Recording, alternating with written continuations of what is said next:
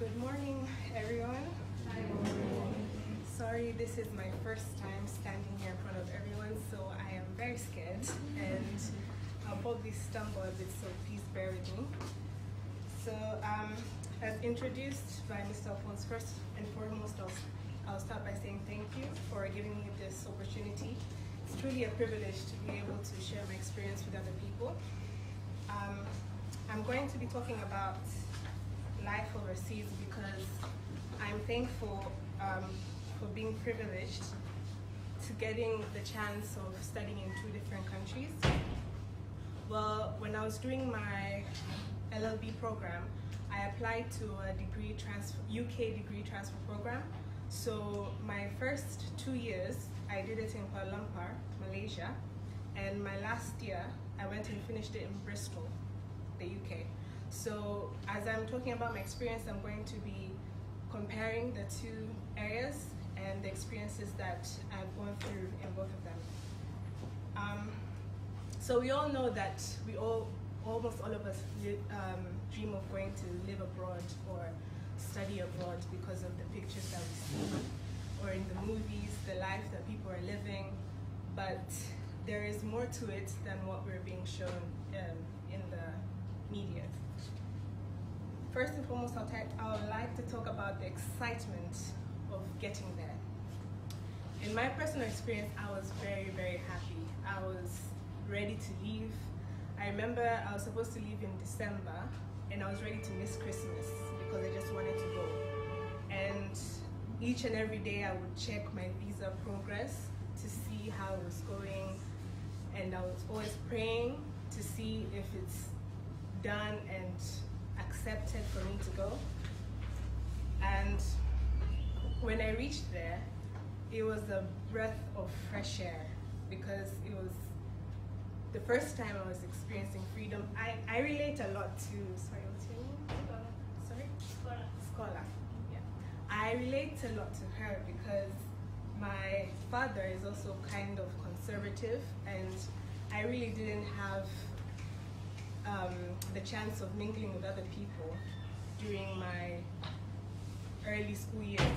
So when I went to university, it was a breath of freedom, and I was so excited to be able to experience things on my own. But the only thing was that I had my sisters there, so it wasn't a new environment for me because I already had family there, but it was still fun because sisters let you do a lot of things. So I was very excited. And then when I moved to go to the UK, it was a whole different experience because it was the first time I was actually going to a first world country, and I was very excited to experience the cold weather, the snow, being able to make my own decisions, because even though I went to Malaysia, I still had my sisters making some of my decisions for me. So it was a really good experience for me to be able to say, okay, today this is what I'm going to eat, this is what I'm going to do, and stuff like that. So then I started getting used to the area. In Malaysia, it was quite easy to adjust because, as I said, I had my sisters there, and they were there more than 2 years before I went, so they knew all the places, and they would just take me around everywhere. And Malaysia is a cheap country, so it wasn't really that difficult to find the places where I could afford food, clothing, and other things. But there was a few things that I was actually scared of being there because, one, Kuala Lumpur, it's one of the most dangerous cities, and not only that, but there's a really high rate of racism towards Africans, and a lot of people there, including the police, really do not care about African people. So you really have to be on your tiptoes to not get into trouble, because once you get into trouble, they have no mercy. And one example was, I had a friend who they had gone out to just have fun, and in Malaysia, as a foreigner, you're required to work with either your passport or the universities give you an I card where when the police stops you, you have to show them they have a valid visa. So this specific girl, she lost her passport, and so she thought the smartest thing to do was go to the police and report and file a report. So that's what she did, and they gave her the report of that her passport was lost and everything. But to their surprise, as soon as they left, like a few meters from the police station, they were stopped by a police officer. And he asked them, "Show us your credentials." And she showed him the paper that said that they filed for a lost passport. But he was like, "No, we are not going to accept this. You have to come with us." And one of the other girls, she had an I card, and they still were like, "No, we're not going to accept it." And so they took them to the police, and they even opened a case against them. And they put them inside, they locked them in. And as the proceedings were going, because of the hate towards African people, they started lying. They were saying that those girls were offering them to sleep with them and things like that. And just like that, a student was deported. She couldn't even finish her studies for something that was not her fault, just because of being underprivileged. And the racism did not only stay with the police, we used to live in condominiums, and the security guards were also doing the same thing. So basically, just you live there, you know you're abroad, you're enjoying your life, but at the same time you're scared that even when you're not doing something wrong, it could come off as something wrong, and just by that your dreams can be shattered.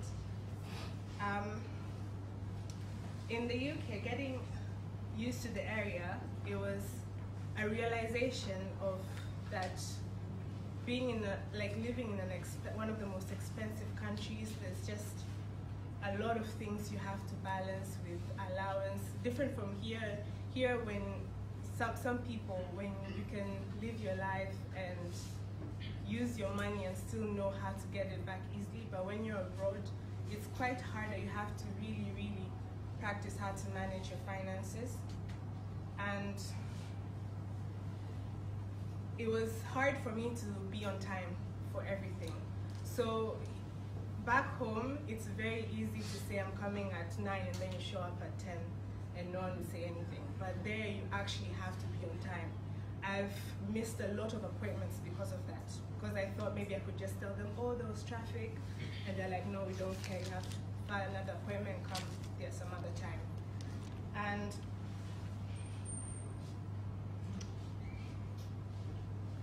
it was really, really, I had a really huge culture shock in Bristol, or the UK in general, because when we are here, we hear things like, "Oh, a lot of white people do not like black people," or a lot of, which is true to some extent. But living in the UK, it's actually the reverse, where black people hate black people more than white people hate black people. And that it's kind of took me a while to understand, because you go there, you meet people who are just like you, and the first thing you do is smile, and they just look at you like, "Why are you looking at me?" So it was a really, really hard concept to grasp, but after a while you get used to it, and to some extent it made me not make a lot of friends, because you just cannot trust people very easily. And another really, really big issue I had by myself was when I moved in to the UK. I was a third year, but I moved in a house with first years, and it was there's a big difference in culture, because as Africans we are taught to be responsible at such a young age, but for them, they learn to be responsible when they move in to university. So I really had to practice calming down when I see things like the kitchen not cleaned or things not put into their place, because for them, and the fact that I'm a minority, I couldn't really say that much because I was on visa, so I was really scared of being kicked out for being rude and stuff like that. So there were a lot of things I had to just learn how to just keep to myself and stuff like that. Settling in school, for Malaysia it was quite easy and hard at the same time because one, for the time difference. In Malaysia, they're 5 hours ahead than us, so when we're supposed to be sleeping here, there it's when you're supposed to wake up and vice versa. So it became difficult when you had to wake up early to go to your classes, because that's when you feel sleepy and you're supposed to be waking up, and when you're supposed to be sleeping, that's when you're wide awake. And the teachers, from my experience, were very hands-on. My first year at least, they were very hands-on. They wanted to know exactly what you wanted to learn. Are you understanding this, or am I talking too fast, and things like that. But for second year, they were very closed-minded. And another thing, back to being a minority, is that even if you're paying to actually go there, they don't care. Like, you have to understand what they're telling you. So it's not,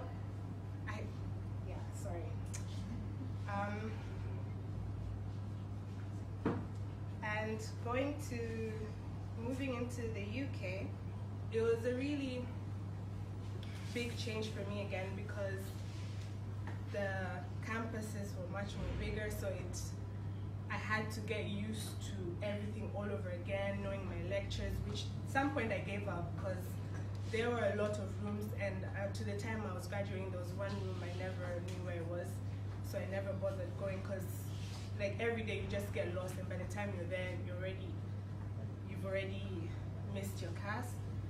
And there's a lot of pressure being abroad. It's not just you're going there, living your life, enjoying. There's a lot of pressure in the terms of who you're interacting, because not everyone is going to be your friend. Even sometimes you might think the person who is smiling at you, who is saying, I'm going to be there for you, they're not going to be your friend. So you have to be very cautious of who you're talking to, because they can easily bring you into trouble, not only with the authorities, also in terms of the UK, there's the outbreak of mental health. Friends can bring you into groups of doing drug substances and stuff, and when you get involved in that, it's very hard to get yourself out of it. And a lot of international students have died from that. So you have to be very cautious of the people that you surround yourself when you're going abroad. And